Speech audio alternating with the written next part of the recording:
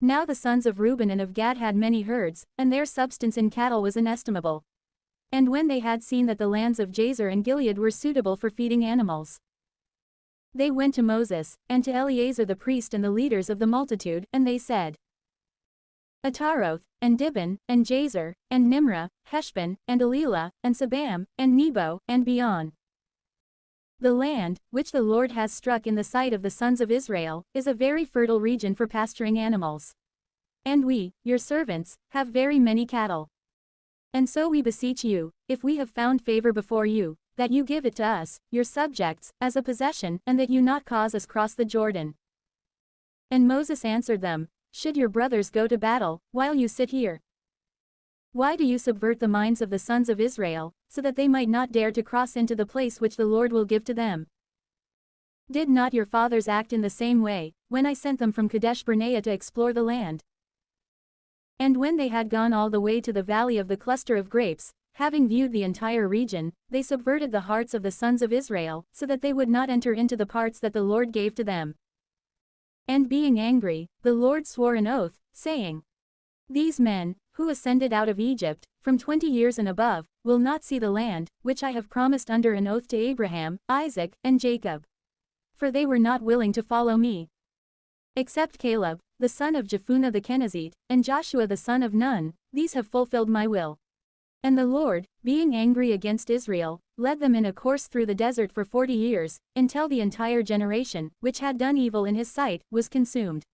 And behold, he said, You have risen up in the place of your fathers, the offshoots and the nurslings of sinful men, in order to augment the fury of the Lord against Israel. But if you are not willing to follow him, he will leave the people behind in the wilderness, and you will have been the cause of all our deaths. But approaching closer, they said, We will manufacture sheep pens and cattle stalls, as well as fortified cities, for our little ones.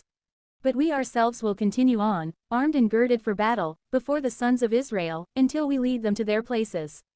Our little ones, and whatever we may be able to have, shall be in walled cities, because of the treachery of the inhabitants. We will not return to our houses, even until the sons of Israel may possess their inheritance. Neither will we seek anything across the Jordan, because we already have our possession on its eastern side. And Moses said to them, If you accomplish what you have promised, you may go out, equipped for battle, before the Lord. And let every fighting man cross over the Jordan, until the Lord overthrows his enemies. And all the land is subjected to him. Then you will be guiltless with the Lord and with Israel, and you will obtain the regions which you desire before the Lord. But if you do not do what you have said, no one could doubt that you will have sinned against God. And know this, your sin shall overtake you. Therefore, build cities for your little ones, and pens and stables for your sheep and cattle, and fulfill what you have promised. And the sons of Gad and of Reuben said to Moses, We are your servants, we shall do what you, our ruler, orders. We will leave behind our little ones, and our wives, and the sheep and cattle, in the cities of Gilead. And we, your servants, all well equipped, will go forth to battle, just as you, our ruler, has spoken. Therefore, Moses instructed Eleazar the priest, and Joshua the son of Nun, and the princes of the families throughout the tribes of Israel, and he said to them, If the sons of Gad and the sons of Reuben cross over the Jordan with you, all armed for war before the Lord, and if the land becomes subject to you, give them Gilead as a possession.